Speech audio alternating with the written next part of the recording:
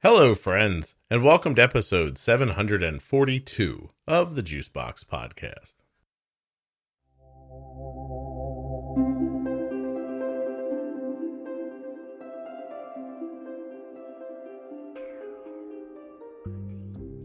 Never before has an episode had so much packed into one short hour. Suzanne's on the show today, and I'm not going to tell you anything about her life except for this. Suzanne sang backup for Billy Joel, Rod Stewart, and other famous musical artists. Her stories about her life, well, they fit right in with that. They are amazing. There are twists and turns in this one, and surprises, things you won't see coming. I certainly didn't. While you're listening, please remember that nothing you hear on the Juicebox Podcast should be considered advice, medical or otherwise. Always consult a physician before making any changes to your healthcare plan or becoming bold with insulin. Don't forget t1dexchange.org/juicebox. Go there, take the survey, complete the survey, help people living with type 1 diabetes. It's super simple, does not take much time at all. You could do it right now from your phone or your iPad or wherever your butt is, then you have access to the internet. t1dexchange.org/juicebox. Complete the survey. Do me a favor.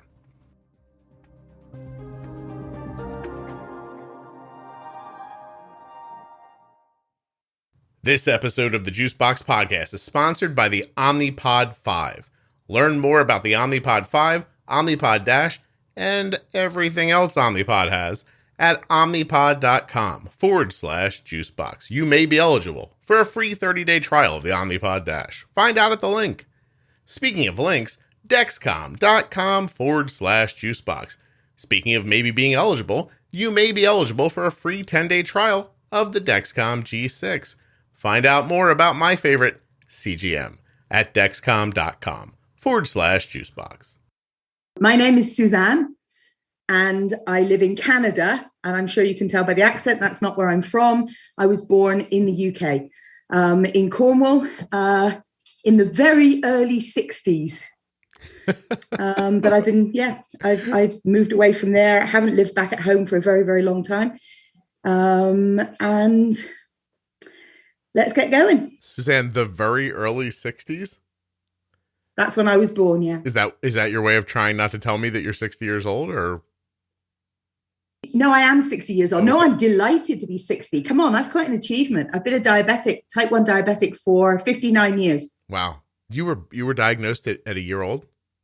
I was diagnosed very young, yes. Wow. Just over a year old, yeah. That's insane. Honestly, like 1961-ish, like right around there? No kidding. Yeah, a little bit later than that, actually. But yeah, I was diagnosed pretty early. Yeah, I was born in 1962. I was diagnosed in 1963. I got you. Okay. Yeah. That's me not realizing it's 2022 already, by the way. Jesus. Hang on, which one of us is 60? Yeah. Listen, I know I've been saying this a lot lately, but my knee is 75. If anybody's hey, let me just throw this out here at the beginning of this. If any of you have been really helped by the podcast and you're an orthopedic surgeon in the Northeast, could you call me? Something's wrong with my knee. But I digress. My gosh, you're 60. Your parents are with us or no? No, unfortunately not. My father died, 35 years ago from a heart attack.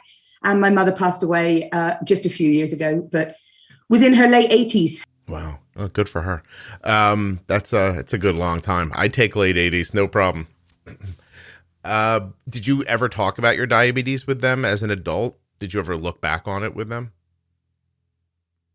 No, not really. My sisters used to bitch about it a lot because they reckon I got all the attention and all the care and all the rest of it. But and think I was a spoilt brat because I'm the youngest of three. But no, I didn't. We just dealt with it. So it became a fact of life. Nobody ever thought about it, I don't think. So when I went home, when I went back to my mum's house, mum just automatically did what she'd always done, I suppose. And so, but you guys never sat down and had a heart-to-heart about it? Or you were like, Mom, was this hard to raise a baby with diabetes? You're English. You probably don't talk about feelings, right? No, we don't talk about things like that because that would involve feelings. No, I never did. I did talk to my older sister, though, who is who is older than me enough that she looked after me a lot when I was little. Okay. And I did talk to her about it, and she remembers a lot more about things than I did. So when I was diagnosed, my parents were told that I'd be lucky to make my late 30s, and certainly don't expect me to live into my 40s, that I'd never have children, and I have 2, and that my life would be difficult. And it hasn't been. It's been great. Good for you. And continues to be great. It's amazing. I don't see why it couldn't be. Just, it's interesting. No, me neither. But, back in the day, though, I mean, we were boiling urine and testing. So you were always learning what your sugars were like 6 hours ago. There was nothing. I mean, there were no A1Cs until I believe the mid-80s. Right. Do you remember what you would do with that information after you threw your urine in a witch's pot and did whatever you did with it? Like, what did you do with the information then? You know what? I don't remember my insulin being adjusted at all when I was little. My mum must have done it all. I do remember that my pediatrician got me this special injector pen, which was like a little gun thing with a trigger on the side. Really? But it was glass syringes and metal needles, and everything had to be boiled all the time. And then my mum stored it in surgical spirit. And we used the same needle several times, metal needles, until, it became dull. I guess when I screamed loud enough, Mum changed it. No, I didn't. One of the things I do remember, though, is that my mother, I do remember my mother telling me that she practiced injecting herself because she was so afraid to inject a baby. Yeah. I know, that's scary. I've done that, and it's a big leap to make. By the way, they still make the injection gun. Mine was different, though. It didn't look like the ones that you see now. It held a very small glass syringe, and the trigger was on the side of it. It was a very different looking thing. I've never seen one like it before or since, but I remember it very clearly. And I probably used it until I was about 14. No kidding. I started off on cow insulin, changed relatively quickly to pork insulin, and then went on to, I think it was called Novo Rapid and Insulatard. Those are the Canadian names. I tend to remember the English ones better. No, Toronto. It was called Toronto here. Mm-hmm. Went on to Toronto and Insulatard when I was 14. No kidding. And my insulins didn't change again until I was about 48. Wow. Yeah, I know, right? Wow. I know. Did you use a pump in that time, or were you injecting the entire time? No, I went on to a pump a year ago. Wow, look at you. I like that you're still innovating. And I started the Libre 2 years ago now, and now I'm on the Libre 2. My insurance company, because I don't live in Britain anymore, my insurance company won't cover the Dexcom because I'm too well controlled. Well, there's a thing called a letter of medical necessity you could get here in the United States. I don't know if it exists in Canada, but I honestly just decided not to bother because I'm good as I am, really. Tired of fighting. Yeah. I do pretty well. My A1C is around 5.6, 5.8. So, I'm not likely to tighten that up much more. How long have you been in that kind of, in that range? I've been in that kind of range since I had my son 30 years ago. Good for you. And so for your first child? Yes. Okay. So is it fair to say for the first 30 years, you weren't that concerned, and then somebody told you needed to do a certain thing to have a baby? Is that what got you there? No, somebody told me, you're pregnant. You really better look after yourself, because I was always told that I wouldn't be able to have children. So didn't really think too much about it until all of a sudden my husband and I were pregnant. Well, mostly me, let's be real. Yes. So I was terribly concerned about having an unhealthy baby. So I pulled my A1Cs back at that time to below 5 with no hypos. That's the tightest control I've had was when I've been pregnant with both of my children. Where were they prior to your pregnancy? They were probably in the low sixes. And my son was born in 1991. So A1Cs were also very new. And I only have my A1C done once every year. Okay. In the low sixes, do you think you were having a lot of like low blood sugars, or was your variability pretty straightforward? No, I've always had extremely good hypo warning. So I get to about 3.5, 3.6. Sorry, I'm English and Canadian. I don't do your thing with the numbers. Don't worry. But I get to about that kind of number, and I know, and I instantly will take a few swigs of a Coke or a Sprite or something like that. That's my quickest way to get out of a hypo, is to take some kind of fizzy pop usually. So around a 60 blood sugar for us is what that comes down to. Okay. Yeah. And I'll just take a couple of swigs, and that'll usually level me out. Gotcha. Look at you. It took a long time not to stuff my face to the point that my sugar levels were then through the roof. You know, that panicky feeling. Yeah. Did you learn to overcome it or learn to ignore it? I guess I learned to ignore it because really during pregnancy, because I learned to do the 15 grams, 15 minutes. Are you saying that the pregnancy really just gave you the determination or the will to do the things you probably knew you were supposed to be doing all along? 100%. Okay. 100%. And then the fact that I had children and needed to change my lifestyle. Because I mean, I was a touring musician. I was a total wild child. Yeah. Oh no, we were going to get to that. So, so you grow up the entire time with diabetes. Not really. I'm assuming it didn't really take up much of your life, right? Like you're shooting that like that cow and that pork stuff. What are you shooting that like once or twice a day? Twice a day. Yep. Twice, right? And when you get up, a mix. A mix of a fast acting and a low acting in the morning, and a mix of a fast acting and a low acting in the evening. Okay. And so other than that, it's not like you're testing. It's not like you have access to data. Nope.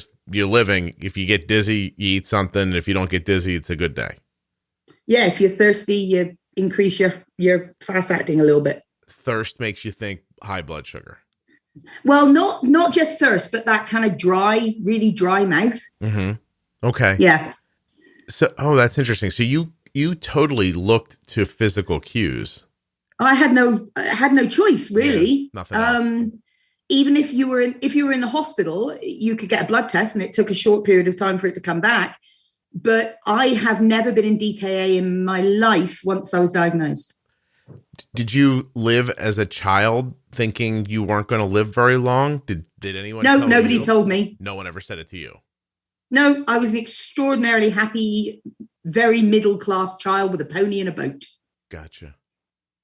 Okay. No, it was idyllic. Honestly, truly, my childhood was idyllic. No problem. I don't remember any problems from it. I'm sure my poor mother was frantic, but I don't remember any problems. Well, you have kids. I mean, you have kids are, if I'm doing my math right, your children are around 30 years old, right? Or a little older? I have a son who is 30, who is my second granddaughter was born yesterday. Oh, congratulations. Thank you. That's amazing. And I have a daughter who is 22, who has her own autoimmune disorder, but not diabetes. My daughter actually has Ehlers-Danlos syndrome. Oh, no kidding. Yeah, we should have stayed out the gene pool, frankly, but you know, what you're going to do. Yeah. So, and she is an FEI groom with show jumpers. Okay, hold on a second. There were a lot of words there. I only understood some of them, but I want to go back. She's an Olympic. She's basically a groom for an Olympic show jumper. Oh, no kidding. All right, so we'll figure this out in a second. But my initial thing for bringing up your children was to say, can you imagine if you thought your son was on a 30-year countdown to being dead? No. And you didn't. And you couldn't tell him. No, I cannot even begin to imagine that at all. I know that it was things like that were a constant worry to my mother. I mean, at 9, I actually contracted salmonella, and I was in the hospital for about 3 months. And I suspect my mother thought I was going to die then as well. Yes, I think my mother lived in a state of constant fear, and it must have been awful. but she didn't show it. She was a really great, loving, kind, fun mum. Wow. I just wondered if she looked at you like a ticking bomb. You know what I mean? She did, I think, until things got easier. Okay.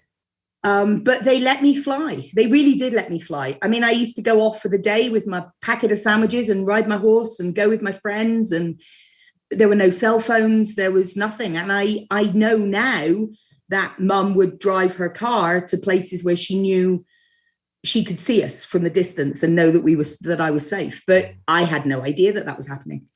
I just thought I was just like everybody else. I had no clue that, I don't think I am any different, but I had no clue that my mother perceived me as being a walking zombie, effectively. Suzanne, that almost made me cry when you said about your mom driving places and watching you from a distance. Yeah. It got me. Yeah. And it's what mums do, right? Yeah. No, I know. My mum was a pretty awesome mum. Yeah, no kidding. She certainly was.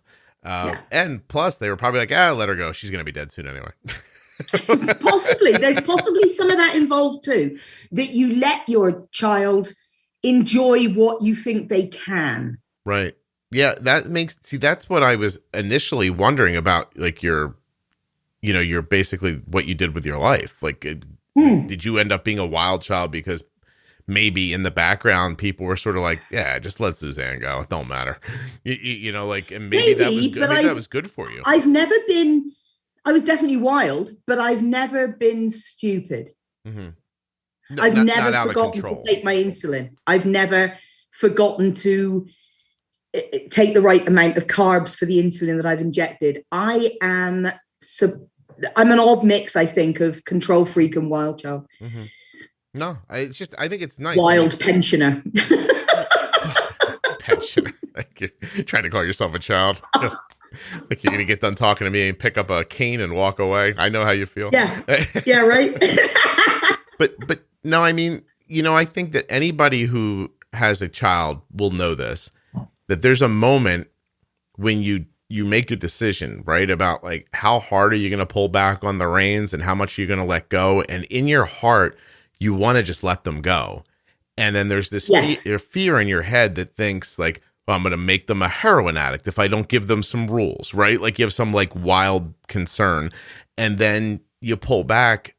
And I wonder how much of that is valuable and how much of it ends up being harmful and how maybe it's sometimes not necessary for some people versus other children. And maybe you just got like maybe you got the like, woo, let's go parents because they thought, well, no, I don't think I did. No? I think I got, my mum used to say that I raised you until you were old enough to know how to do it yourself. How old do you think you were when that was? Well, I mean, I left home to go and tour at 15. Okay. But so was I old enough to know how to do it myself? I knew how to look after my diabetes, but I also knew right from wrong. Okay. And that was made very clear to us as children. I have never been smacked. I've never smacked my children, and I have never been smacked.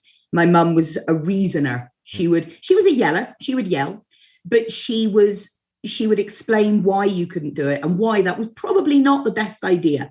Mm-hmm. And if I wanted to survive, basically, this was what I had to do. And that was ingrained in me, I think. Okay.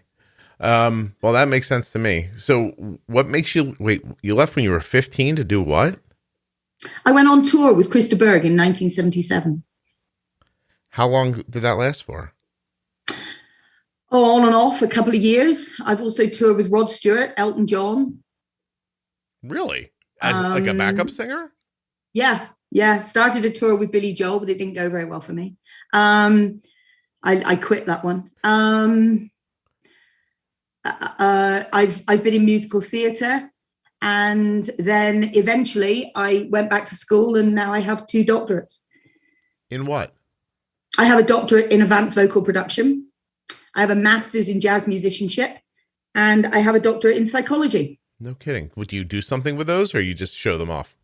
I teach. That's lovely. Good for you. Yeah. All right. Well, I would be remiss if I didn't ask you a little bit about that life. So, especially with diabetes, Yeah. But yeah. I mean, but I'm drawn to first ask you why Billy Joel and you didn't get along. So let's start there and work backwards. Somebody got hold of the bus key, the women's bus key, some guy, and barged his way onto the bus. And I was furious about it. And nobody took me seriously. So I walked out. No kidding. What tour was that? Do you remember? Oh, gosh. That would have been in the early 80s. The early 80s. So about Christy Brinkley time? Yes. Look at me being old knowing stuff that nobody else understands. Yeah, look at you. I imagine there are just scads of people right now going, Christy Brinkley and Billy Joel, what is he even talking about? Who's Billy Joel, first of all? Yeah, who are all these people they're talking about? I don't understand. Scenes from an Italian restaurant? What's this now? Is it about the greatest job in the world being a backup singer? Or is it arduous? Is it repetitive? Or do you love it?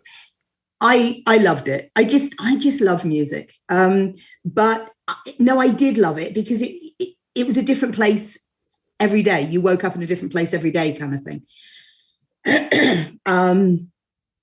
It was difficult as a diabetic because the hours are weird and wonderful, and you had to work your way around that. I also had some drug involvement, really without almost knowing that I was taking it. Somebody gave me some pills to keep me awake.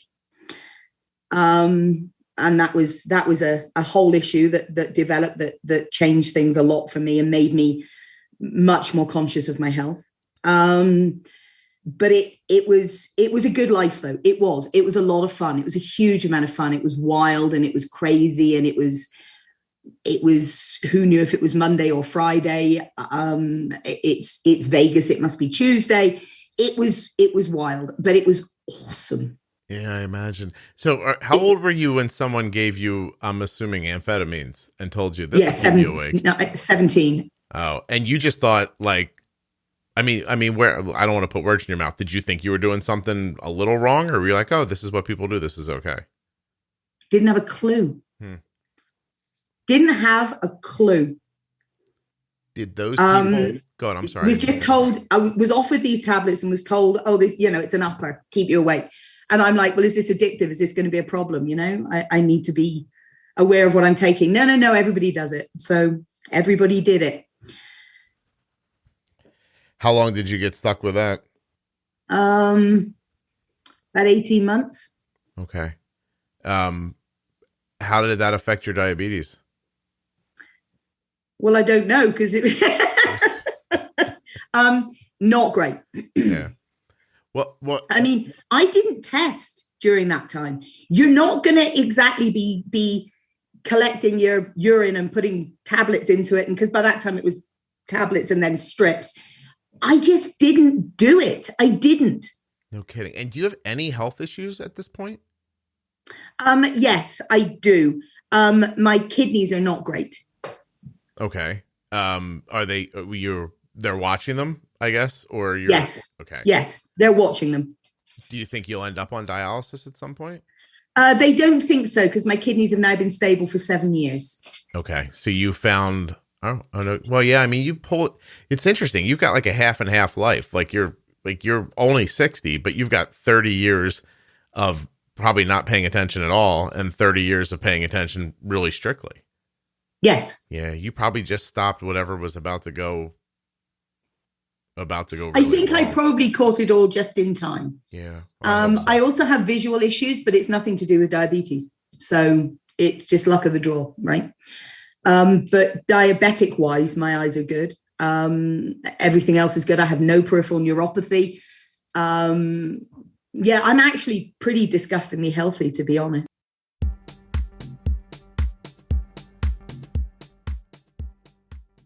How would you like to know what your blood sugar is without poking a hole in your finger? You can with the Dexcom G6 continuous glucose monitoring system, which is available at dexcom.com/juicebox. Not only does Dexcom offer 0 finger sticks, but you can get your glucose readings right on your smart device. That's your iPhone or your Android. Don't have a phone? That's okay. You can use Dexcom's receiver. On any of these devices, you're able to set up customizable alerts and alarms setting your optimal range so that you'll get notified when your glucose levels go too high or too low. And you can share this data with up to 10 followers. Imagine what that could look like. Your child could be at school, and their data could be available to you, your spouse, their aunt, the school nurse, anyone who you choose. My daughter's been wearing a Dexcom forever, and it helps us in multiple ways. Around meals, we're able to see if our boluses are well timed and well measured. If they aren't, we can tell by how her blood sugar reacts, and then go back the next time and make an adjustment.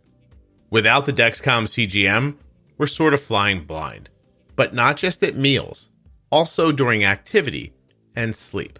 The Dexcom offers us an unprecedented level of comfort and security. Being able to see my daughter's blood sugars in real time, and not just the number, but the speed and direction, is an absolute game changer if you're using insulin.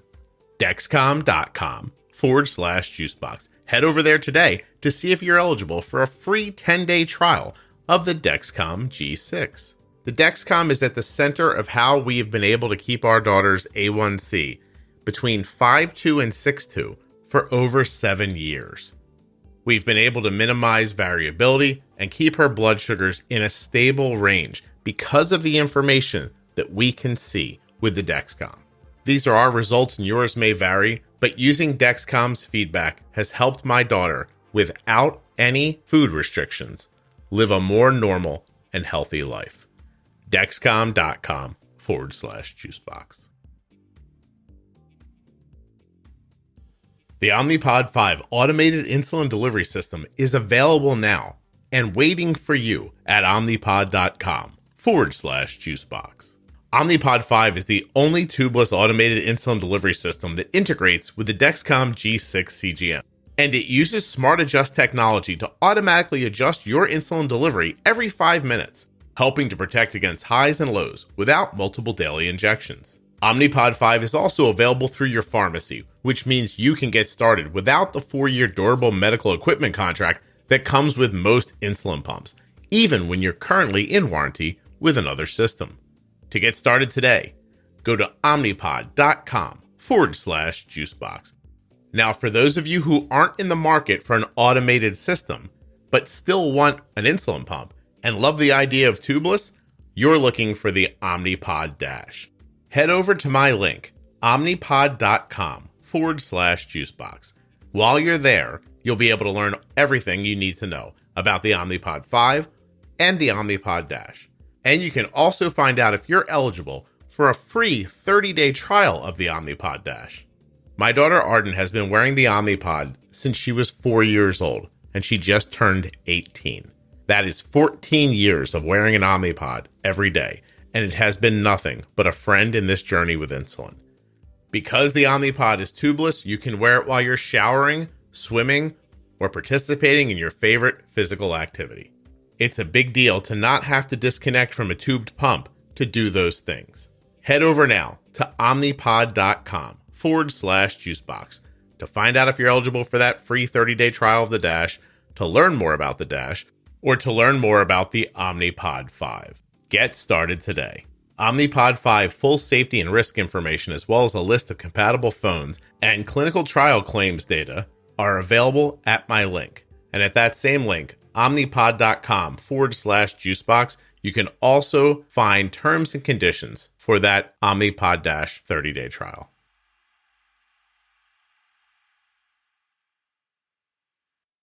No, good for you. There's a lot of people from back then that just, that insulin seemed to cover them well, you know? Yeah, we didn't eat sweets in the same way that kids do today, though. There wasn't, when I was a kid, certainly in the UK, I don't know, obviously I don't know much about America, but when I was in the UK, pop was pretty unusual. We didn't get sodas or juices very often. Mm-hmm. We drank milk or water, really. And milk was a mealtime thing, not a oh, I think I'll grab a glass of milk. Right. So I think our diet was really healthy. Yeah, that's interesting. It really is. Do you make any diet concessions now, or do you just eat the way you eat and you use insulin? Yes, I'm relatively low carb. Okay. I'm not zero carb, and I don't restrict myself. If I want something, I'll have it and I'll dose for it. Right. Okay.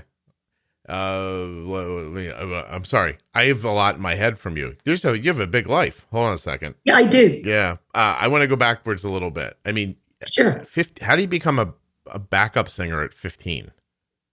Okay. So my aunt was the nepotism is the answer. The answer?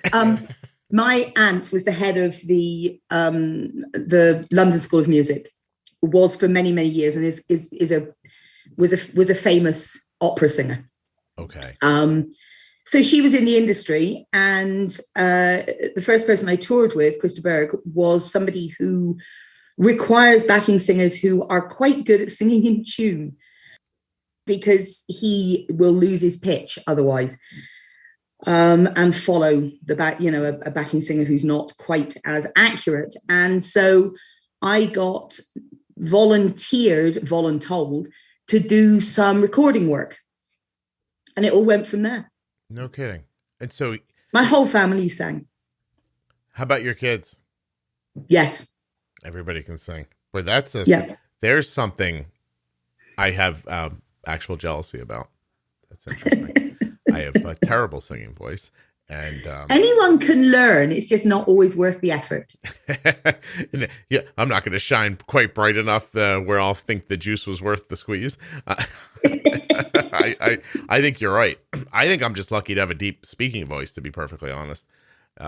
Yeah, so you've got a very pleasant speaking voice. Yeah, it's all. I get lucky there. So okay, so Krista Berg, and then like we're talking about like Lady in Red? Yes. I got the right person, right? Yes, but I'm talking prior to Lady in Red. Way earlier than that. Yes. Yeah, okay. Yes, I'm talking Spanish Train, Patricia the Stripper. And you're out there just every night? Yeah. Did you travel? We were on tour with Supertramp. Were you really? Yeah. It's amazing. It really is. It's just wonderful. And then tour with Peter Frampton. No kidding.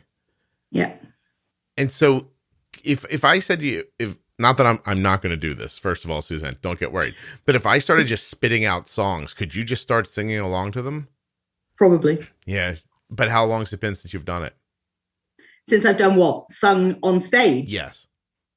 Oh gosh. The last thing I did was probably in the late 80s, early 90s, but I've never stopped singing. Okay. I still sing. I teach now. Right. And I'm an international judge for singing competitions. Are you really? Yeah. No kidding. Did any of these people know you had diabetes while you were out on the road with them? Yes, everybody. You told them? Yeah. What was the reasoning behind telling them at that point? In case I had a hypo.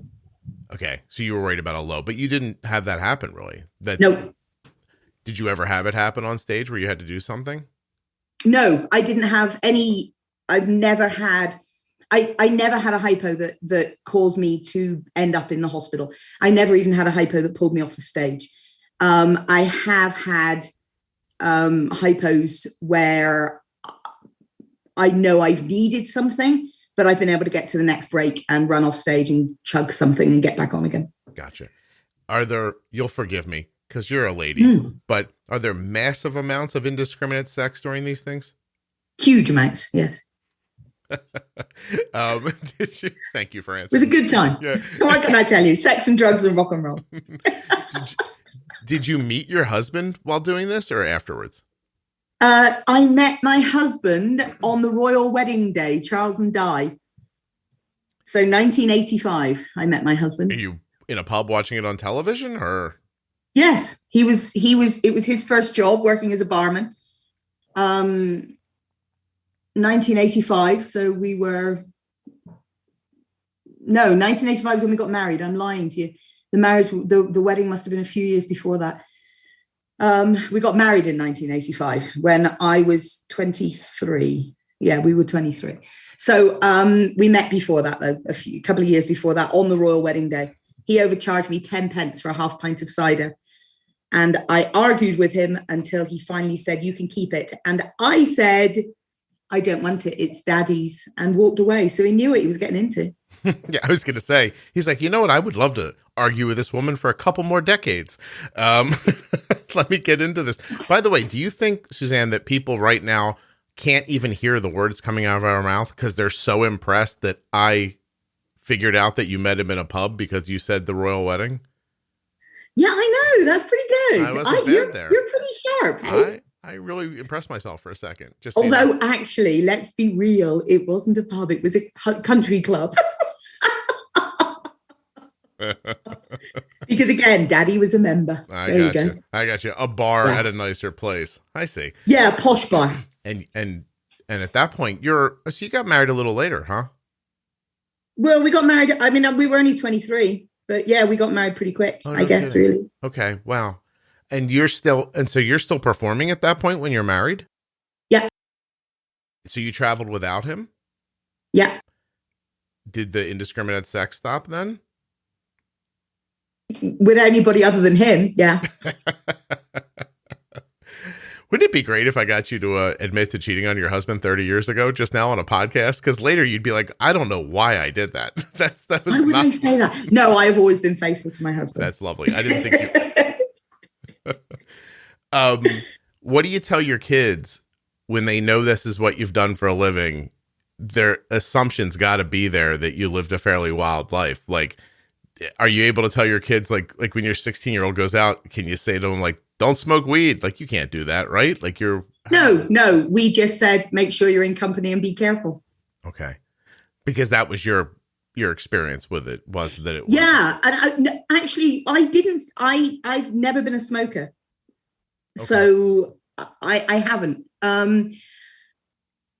Yeah, I actually haven't. Edibles, yeah, different matter. But no, I've never smoked because I worried more about my voice, I suppose, than I did about my pancreas. What was big then? Was it acid? Everything. Cocaine was the biggest thing on the music scene then. Okay. Interesting. Who was your favorite person to perform with? Rod Stewart. Who's the best singer? Me. It was very, very diplomatic. I don't know. It's very difficult to say.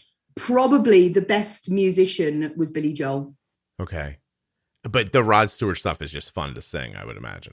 But he was just the loveliest man. He's just the loveliest guy. Okay. We would play soccer backstage before we went on, and everybody would we would all gather together and do a pre-concert warm up, and it was just a big family atmosphere. There was much less bitchiness and drama on his tours. Mm-hmm. Don't say the name out loud, but in your head, who's the most famous person you've been intimate with? You have it? Yeah. Okay. That's all. Yeah. On my 16th birthday. Really? Mm. You'll tell me when we're done? Yeah. Okay. Thank you. Girls? Did you? Yeah. Girls too? Yeah. Yeah. I mean, why not? Right. In for a penny. Absolutely. Yeah. I have no, I don't, it's, I don't know.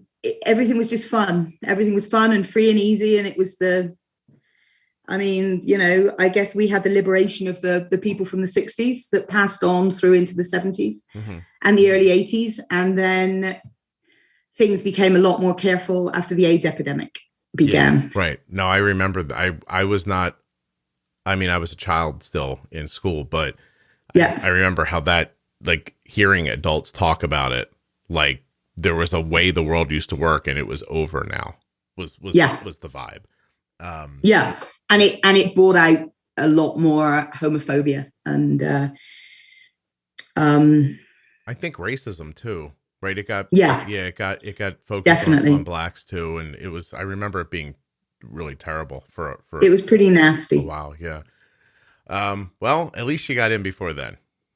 Yeah, exactly, right? I had my fun. The worst thing that happens is what? Something that takes a little penicillin, something like that. Back then. Never for you. Good for you. Nope. Good for you. Nope. Look at you. Told you I was never stupid. Yeah, that's wonderful. So I didn't realize we were going to do all this. This is so much fun. I don't even give a shit you have diabetes. I mean, we'll get back to it and all, but Me neither. Me neither, dude. Yeah. Somebody told me the other day, they were listening to an After Dark episode with the stripper, and she's like, it was like 45 minutes into it, and I thought, does this girl have diabetes? And she's like, I don't even care. And then we just, she just kept listening. I thought that was just a wonderful thing to say, that the podcast is entertaining for reasons that aren't. Yeah, right. I mean, diabetes is just a part of who I am, but it's not a defining characteristic. Yeah. I've been naked on stage too because I was in hair. You were in hair. You know who was on here? Oh God, who am I thinking of? He's a Canadian. He has diabetes. He's older than you. Why can't I think of his name? He's been on the podcast. Now people are like, come on, Scott. Victor Garber. Oh, right. Yeah. Victor Garber was on like in the first couple of years of the show.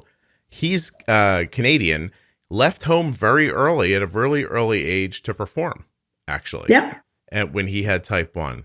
Your stories are pretty interestingly similar. Huh. But was he in what was that big show he was in? Hold on a second. I got this.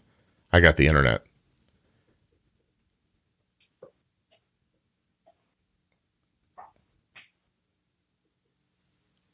He was in the Toronto production of Godspell. Godspell. Oh, right. That's that's what I was thinking of. Yeah, that's where he became famous first. Now young people are like, great, hair, Godspell. I don't know what any of this means. I know, right? Yeah, but they should. They should. I did tour as Fantine in Les Mis before it went on to the Barbican in London. And was this more nepotism, or by then had you like really laid down a... No, I was known as being easy to work with, I think, by then. If I Googled you, would I find you? No, because my stage name is not my real name. Okay. There are naked pictures of me out there, Scott. My children don't need to see those. I don't want to see those either. Not while I'm talking to you. Later, maybe, Suzanne. Later, but not now. We'll keep that for after the podcast as well. Well, I should start making an after the podcast list. I put an episode up recently where with a woman who was divorced, and she'd put up with a lot of things from her ex. And at the end, I said, "Can I ask you a question?" And then you can answer it when the podcast is over. And she goes, "Sure." And I said, Did your ex-husband just have a really big?" And then I just cut the audio off, but I never really finished the sentence. I just left it out there for people to wonder about. Because I couldn't understand why she was putting up with him otherwise. And yeah, right. And I'm trying to think of how to end the podcast with you, but I think you might say so many things I won't be able to pick one. Do you feel younger now because of the experiences you've had in the past, do you think? Do I feel younger? When I get up in the morning, my body's not young. My body creaks and cracks and moans and groans, and I have a replacement hip, which is the youngest part of me. But my brain is no different. I don't feel any older. I wonder why people gave me all these responsibilities I have now. I don't really understand where they came from. But I think I am by nature, I am very enthusiastic about everything. Yeah. And I think that keeps you young. Yeah. I mean, you can hear it in your voice. Like you're telling these stories like you're 20 years old. And yes, yes, I feel the same way. In my mind, I don't know how old I am. No, me neither. But I'm certainly not 60. I walk towards a mirror and I'm like, oh my God, there's my mother. And I'm like, oh no, that's me. I enjoy if I lay in bed in the same position too long and then I decide to roll over, I have to will myself to do it. That's my favorite part of being older so far. My back getting stiff for just reasons that seem incomprehensible, you know. Yeah. That's something else. So when you switched over to pumping, you're saying just a few years ago? A year and a half ago, I guess. What made you do that? Well, I was doing really well on injections, and I thought, if it ain't broke, don't fix it, has always been my kind of mentality. And then I thought, but try it. So Alberta have a pump program where they pay for your pump. We have pretty good healthcare here. A lot of things are covered, but a lot of things aren't covered. So you have to pay for your own insulin and things like that. So, I mean, we've got insurance. It's not the best insurance in the world, but it's pretty good. But a bottle of insulin here I use Novo Rapid now. And a bottle of Novo Rapid is like $35. Okay. So it's nothing's terribly expensive. But I thought, I think I'm going to try the pump. Now, we have horses, so I ride horses. And so I didn't want tubing. I've got dogs and horses and grandchildren. And so I didn't want tubing. So I went for the Omnipod. Okay. And I also wasn't terribly interested in looping anyway, which is why I didn't go onto the Dexcom. I am too much of a control freak to let a piece of computer technology manage my life for me. That's a fair statement. I would rebut by sending you Arden's last 12 hours on her graph, but I hear if I was a child, I think it would be very different then. Yeah. I think if I was younger and I hadn't had all these years of thinking about my diabetes, these last 30 years of thinking about what everything is, I think it would be very different. But I don't know, that is such a large part of my daily existence that I was a little reluctant to give that up, funnily enough. Is it that you just do it now without having to think, or that yes, I don't really think about it. I look at a plate of food, or I think about what I'm cooking, and I go, okay, I need this much insulin 20 minutes before I eat it, bang, done. Yeah. So I don't really think about it, but I also don't really want to give that control up. Do you know why? Enough to do. I think I'm a bit of a control freak. And I think if I didn't have that, I'd start over controlling everybody else. the dogs would have to learn how to walk on their hind legs because you'd be bored. Yeah. No. I take your point. Like, and I'm certainly not saying you should or you shouldn't. I'm just interested in why you say that. So am I against it per se? No. And certainly as I get older, and maybe if things start to get more difficult, I might look into it. But the other thing is, it's almost a way to convince myself that I don't need a Dexcom. I'm fine. You know, it would be hard for me to get a Dexcom because I got a letter from a doctor, a letter of medical, well, not, similar type of thing of the medical necessity. And Dexcom still refused me, or my insurance company still refused me.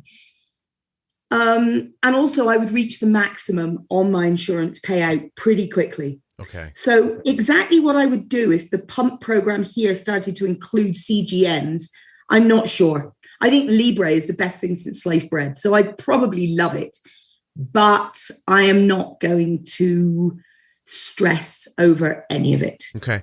Do you give a lot of time to thinking about when you're older? Like being able to see meters, being able to like articulate with your hands and things like that? Nope. Okay. Not really. I mean, occasionally I do think, dementia is more common in diabetics, right?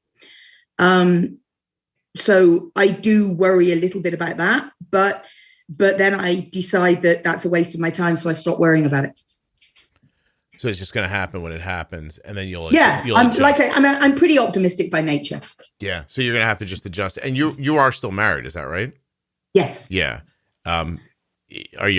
Does he have much, I'm asking this question. I already know the answer to it, but I was going to ask how much he helps you with your diabetes, but I'm guessing the answer is not at all. Certainly not very much. No. I mean, he would if I asked him, and he's really good. If I say to him, sugar levels are running low, he'll go and grab me something if I'm doing something else. So and there are a couple of times when I haven't necessarily picked it up, and he'll go, check your blood sugar a minute, will you? So it's just a part of our life, but it's not something that he does. No. Okay. Sometimes if I want to put my pump on my back, he puts it on for me. So yeah, things like that. But you're on your own pretty much by choice. Yes. Okay. Would you mind if we pivoted to your daughter for a second? Not in the slightest. Is it, how do they pronounce it? Ehlers? Ehlers, I think. We say Ehlers in the UK, and you say Ehlers. EHLERS syndrome. And that's a connective tissue issue, right? Yes. But mainly about skin? No, hers joints? isn't. Hers is vascular. Okay. How does that impact her life? She could die of an aortic aneurysm. So weakened veins, arteries, that kind of stuff. Yes, there go the dogs. Sorry. Your wolf is upset, yes. Yes, she could. She weakened veins are a part of it. She has a scan every 6 months to make sure that there are no bulges anywhere that need to be treated. And is that what happens? They look for stuff and then they go reinforce it? They'll look for stuff and then if they can, they'll repair it. Has that happened to her yet? Not yet, no. Okay. How young was she when you? She does have permanent she does have constant dislocations. Her joints dislocate? Yeah. Hypermobility? Yeah. How old was she when you figured this out about her? She was diagnosed at 13, but we just thought she was clumsy because she was always hurting something. And she got a lot of fractures, which we later come to find out are avulsion fractures because the tendon or the ligament have ripped off a little piece of the bone. Mm. Is that, I mean, you joked earlier about the gene pool, but is that stopping her from thinking about children? She will not likely be able to have children naturally anyway because of the weakness of the vessels. I doubt the uterus would. I doubt that the baby or even MEDwith would survive it. No, I don't think it's very likely. I see. Is she married? No. She's 22 and currently living her own wildlife as a groom. And you said groom, so explain that to me. She works with horses? Okay, so she prepares them, grooms them, keeps them healthy. Yeah, she rides as well. Yeah. Do you know? I know a man who does the dental work on horses. I don't know. Oh right, yeah. Our horses get their teeth done every year. I don't know what it's called. I just equine dentistry. Well, so my son, is a baseball player his whole life, and there's kids that you play with and they come and go and then they're back again. And so there's, eventually you meet people that you just see over and over again over decades. Yeah. And one day I was just talking to this guy who I'd known forever. And I was like, what do you do for a living? He's like, I work on horses' teeth. And I was like, what? I was just endlessly fascinated by, he files them. And I'm like, how do you, so now I'm like, he's a nice guy, but he's a real normal, average guy. And yeah, well, he'll be halfway up a horse's mouth with a Black & Decker drill. I'm trying to figure out, did you have any? They didn't like it. Sorry. Don't be sorry. Hang on, give me a second. Do your thing.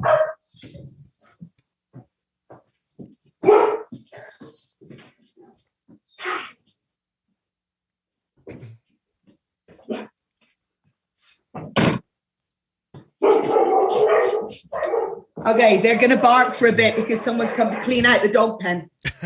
Well, I'll say this and probably just trim out them barking later. So this gentleman that I know, I asked him, what did you go to school to learn this, And it turns out it was a blue collar thing that he picked up. It was just a job that he worked with somebody else when he was younger and he learned how to do it. He's no special degree or anything. And I thought, oh, that's insane. It's very cool. He seems very happy doing it as well. Wow. Yeah. Yeah. I mean, we use a vet. We don't use a dentist. We use a vet. But I know people who do use an equine dentist. We can wait a minute, Suzanne, if you want. It's okay. Yeah, I'm really sorry. Don't be sorry. Somebody comes on a Thursday. Normally they come in the afternoon. But not today, hey. It's okay. Don't worry. We can chill out for a second. Your life seems lovely. It is. My life is wonderful. My life has always been wonderful and continues to be wonderful. I am very, very lucky. Were you able to pass this kind of free nature onto your kids? One of them, a little bit. My son is much more like me. They're both an odd mix, I suppose, of myself and my husband. My husband tends to being more serious and studious than I am. I'm just going to go and shut them up. Go ahead, do your thing. Okay. They're like, the lady looks pissed. We'll stop. Well, I was going to say, your husband couldn't be like you, or you would not successfully have raised children or bought a home. So this is true. Although Alistair, I think, is quite optimistic too. but I am very much on the art side of things, and he is an engineer, chemical engineer who paints. Oh, that's so nice. He has his own artistic bent, but he is much steadier, I guess. Yeah, Kelly's the one who's like more like, I don't know if serious is the right word, but she's very she's studious and a hard worker. Like if I don't care what kind of business you have, you hire my wife, you'll love her. You know what I mean? Like she works. Yeah. She knows what she's supposed to do. She does it really well. She doesn't ask for help. She gets it done. She takes it seriously, like it's her own job, like it's her own life that she's doing. You know, it's and I'm more like the one who's like, oh, it's nice out today. We should scrap all of our plans and do something that nice weather says to do. Yeah. You know. Yeah, that's me. I'm very, I suppose, spontaneous. Disorganized would be another way to call it, to name it. But yeah, I think that we've complemented each other fairly well raising children. But you know, if you want to know some more interesting facts about me, my husband actually is gay, came out as gay 20 years ago, and him and his partner live in the basement of the house, and I live in the upstairs of the house. Wait a minute. Wait, hold on. Okay. Really? Yes. Do your children are obviously aware of this? Absolutely. Okay. And you, all right, hold on. Do you date? I have done, yes. I'm not dating currently, but I certainly have done in the past. Yes. And so why did you guys decide to stay in the same house? Because we still had a daughter to raise together. When we moved here, so we moved here from the UK, and everything was fine, and I thought everything in the garden was rosy.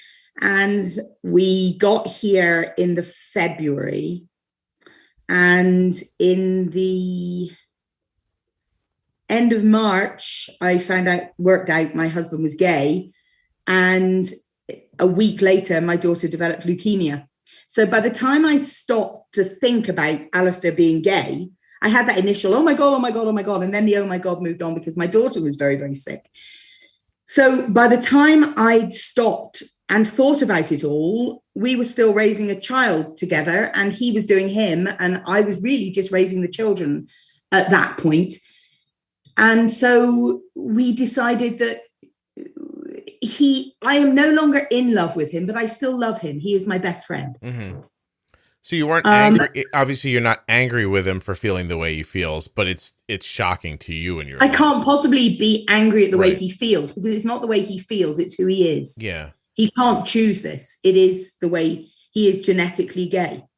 It is in his makeup. And we had a great relationship up until he came out. We had a bit of a rocky road there for a little while, and now we are good again. So he is still my helpmeet. And I'm sorry, the leukemia is the same daughter we were talking about earlier? Yes. And that she got through? Yes, but only just. We were told to plan her funeral. No kidding. When she was just a couple years old? She was 2, and then again at 3. Yes. Oh my God, twice. Oh. Sorry. No, don't be sorry. So she was so she got through that, and she's a tough cookie. She really is a tough cookie. I imagine. She really, really is. She's an incredible kid. She actually got into read neurosciences at Calgary University, but decided that while her body would still support her, she wanted to run wild for a little while, and then she'll come back and go to university when her body starts to break down a bit more. Listen, you need to apologize for nothing except for waiting 54 minutes to bring up that your husband came out like that far into your marriage. It's the only thing you need to apologize. You should have when I said introduce yourself, you should have said, hey, I'm Suzanne, I have diabetes, and my husband came out. That's how that should have gone. But other than that, I'm good. Wow. And everyone should be proud of me when Suzanne said she was busy raising the babies while Alistair was, I thought, raising penises, but I did not say it out loud. So that's not true. He's a good dad. He's a brilliant dad. I made him sound like he wasn't, and he is. He's an amazing dad, and he's always been there for the children. But my daughter for a while called him the penny because he kept turning up in other men's pockets. Oh my goodness. You have a varied lifestyle. This is really something. There's a book in you. Like, you should be a movie or a mini. Yeah, I know, right? No one would believe it, Scott. I've said that many times before. If I wrote a book about my life, nobody would believe it. Yeah, that's true. There's a portion of my extended family that I once thought I should turn into a sitcom. And I just thought people would think it was ham-fisted if I wrote it down. They just think like, that's not, people don't live like that. He's making this up. So I know, right? Yeah. No, we genuinely sit around the dinner table and everybody bursts into song because somebody said something. And I don't know, we're a pretty crazy lot. Okay. So that's wonderful. I just because we're up on an hour, is there anything I didn't ask you about that you wanted me to? I can't imagine there's something we left out, but if there is, I want to know. I don't think so. I guess I didn't talk much about diabetes, did I? But it takes a back seat in my life. It's not front and foremost in my mind all the time. I am aware of it. It floats around in the back of my head all the time. Wherever I am, it is always, and I will flat out panic if I don't have insulin and a blood testing kit with me. Okay. You treat Literally. it in a very modern way now.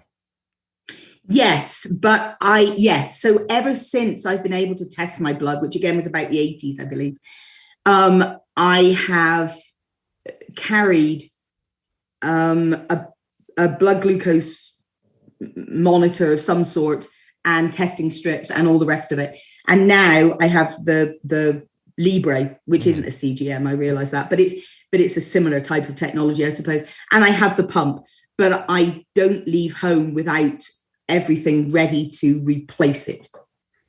Yeah. How did you find me? How are we talking? How did I find you? The internet.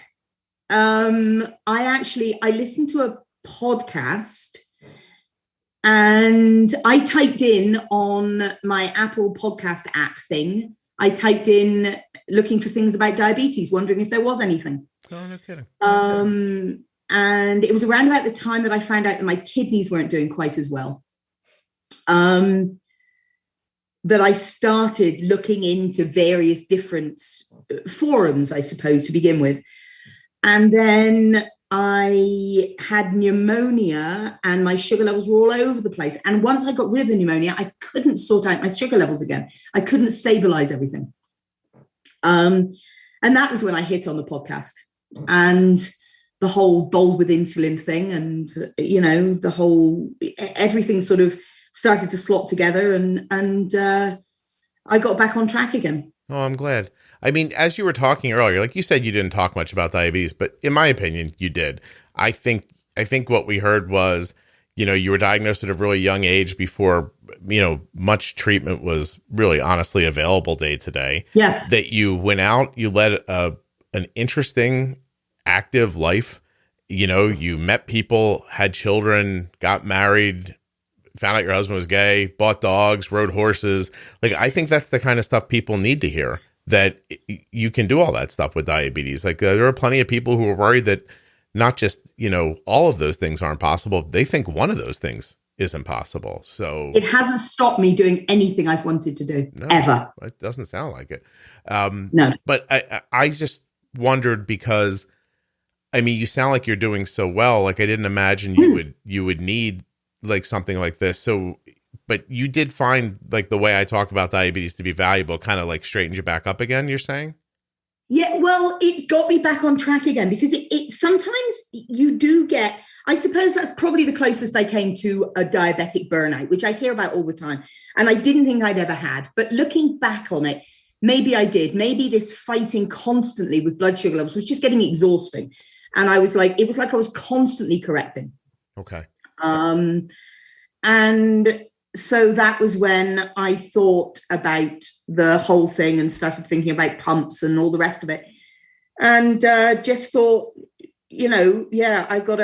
I'm getting older. And so I would say, as I've got older, my diabetes has got a little more brittle in a way, I think. My responses are quicker and slower. So my responses to food are quicker. My responses to insulin are slower, maybe. Okay. So if I I am not particularly careful about what I eat, but if I step too far off that trail, I will pay for it. And I don't enjoy that feeling. I enjoy feeling well. Right. So what do you need to do now? Like, are you pre-bolusing longer?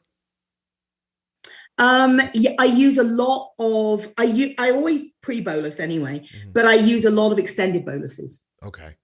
All right. Yeah. And I don't take a huge amount of insulin. I don't think. I fill my pump every 3 days with 100 units. No, that's 30 some units a day. So yeah. I mean, what is that? What is your basal, like 0.7? Yeah, it varies between 0.55 at night to the highest is 0.8 first thing in the morning. Okay. Well, it sounds like you're doing great. I also don't think of it as using a lot of insulin or a little bit of insulin. I just think of it as using whatever amount of insulin you need. So yeah, exactly. And I don't really care too much about what I need. And if I'm sick, my insulin goes through the roof. Yeah. I mean, I will literally use 8 to 10 times more insulin. Gotcha. Okay. So if I do get sick, I don't use the pump. Do you switch back? Yeah. Have you ever done what they call untethered? Like I've thought about it, but I don't need it. So and I prefer, I suppose, to what I do when I'm sick is actually I leave the pump on, and I leave the pump running on what I've got as my sickness basal, which is about 2 units an hour. Mm-hmm. And then I dose on top of that. It sounds like you got it all together. I was just surprised that you found me because, I mean, not because of your age, although it makes it a little more unlikely, but just because it didn't seem like you would have needed this. But it's really cool that you found it and that it was of any value to you at all. I think there's a difference between need and want. Okay. Yeah. No. Sometimes it's nice to know there's a community out there. Right. I don't have any friends who are type 1 diabetics at all. Gotcha. So it's nice to know that you're not the only one, because people don't understand. I mean, now I'm sounding like, oh my God, I'm a diabetic, everything is awful. And it isn't, but it is different. And it is a part of your life that you have to take care of. And sometimes it's nice to know somebody who understands the words hypo, bolus. No, I agree. I really do. I also think that's why like conversations like this one are some of my favorite, because I think we both didn't speak about diabetes and only spoke about diabetes. Somebody asked me recently, I don't know, the way they said it was like, what's it like making a diabetes podcast? And I said, I don't really think of it as a diabetes podcast. I think of it as a podcast where I mostly talk to people who have diabetes. And I don't know that most people would see a difference in that, but I see a huge difference in it. Yeah. So I am like I've always said, I am a diabetic, but it is not a defining characteristic. Yeah. No, that's how I see this whole thing. So, all right. Yeah. Well, I can't thank you enough for doing this and for having such a great life and telling us about it and being been pretty cool. Yeah. You were demure in places. You wouldn't say who the best singer was, although I know someone popped in your head. And I was demure and didn't ask you about the most famous person you had sex with, although I am going to stop this recording and ask you immediately. And then I'll spend my afternoon trying to find those nude pictures of you, and then I'll get on with my life. That'll be pretty much it. No, but seriously, I really appreciate you doing this and taking the time out of your day. It was really Thank fun. you. I appreciate everything you do. You're out there for people, and it's a great thing, Scott. No, it's my pleasure.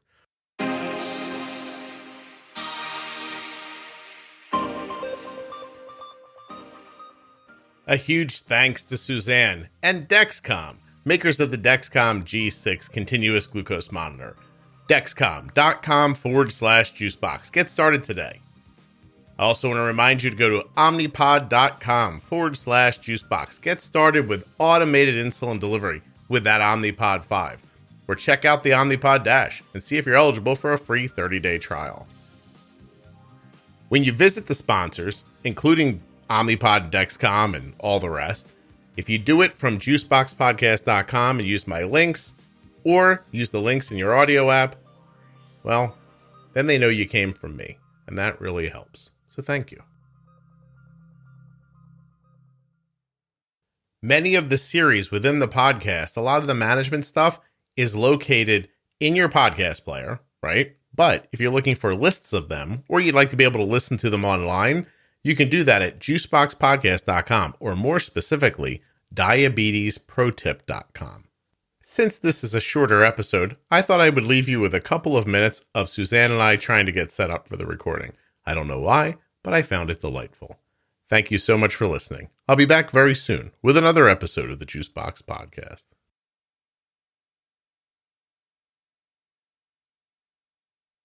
It's true. Do you have headphones? I do somewhere. I don't, to be truthful, I hate them though. Do I have to use them? Well, I don't know if you hate them. So here's the problem is that you're going to, when you're just speaking into the end of your iPad, which is basically what you're doing, you're going to change distances from the microphone without realizing it. Your voice is going to get softer and louder. We're also going to hear room noise and the hollowness of your room, which is not something you're accustomed to worrying about, but I think about. Right. Okay. Can we try it to see what it sounds like? Yes. Hold on a moment because I have to find something. You go ahead. Thank you.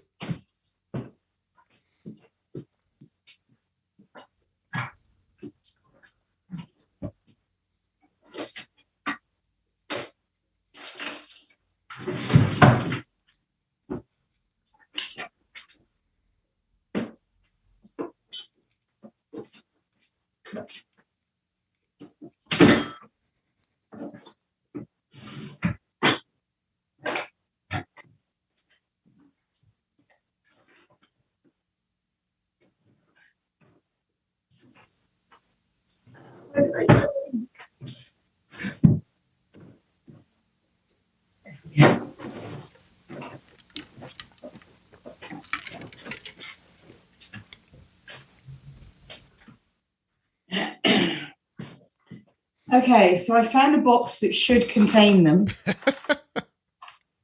That doesn't sound promising. No, it doesn't, does it?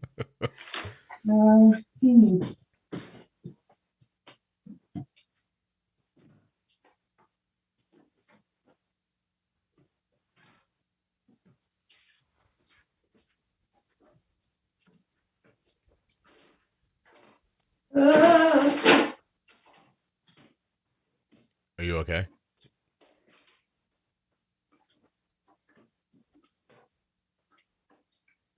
I swear I have every wire but. You didn't fall, did you? You know what? I genuinely can't find them, Scott. That's okay. Well, we'll just... I'm so sorry. Don't be sorry. We'll get you close to it and be a little bit cognizant about not tapping your feet or moving around, stuff like that. That's okay. Right. Okay. Yes. I'm not wasting your accent. We're doing this. Don't you worry. What are you talking about? I've been in Canada for 20 years. Can't tell? Yeah, sure. You sound like Wayne Gretzky. Oh my gosh. So here's how this goes, right? You introduce yourself any way you want to be known, and don't feel pressure to use your last name. Don't feel pressure to say specific places where you live or you do things, or use people's names if you don't want to. You know, if you're going to talk about someone in your life, you can refer to them as your mom or your partner. You don't have to say, you know, Jim and Bill or whatever. So, you know, after that, just introduce yourself and we'll start talking. Okay. Are we ready? I'm always ready. I've been recording the whole time you've been pouncing around your room looking for those headphones. I'm so sorry. No. Okay. Now I just got to hope my dogs don't bark. I have to tell you right now, all that's going at the end of the episode. You just banging around with no explanation. It's just going to run at the end. It's going to go straight in there. Fair enough. I get it. Go ahead. Okay. So